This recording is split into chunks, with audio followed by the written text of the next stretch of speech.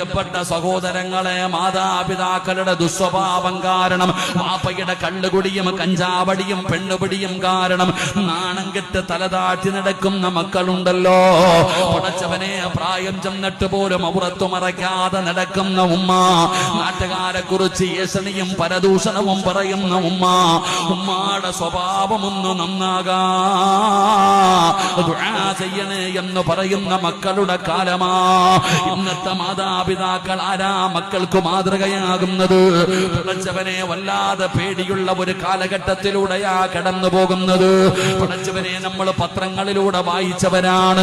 3-4 വയസ്സുള്ള പൊന്നുമോള്, 3-4 വയസ്സുള്ള പടച്ചവനെ കളിച്ച് ചിരിച്ച് നടക്കേണ്ട പൊന്നാര മകളെയാണ് സ്വന്തം അമ്മ തന്നെ കൊന്നുകളയുന്നത്.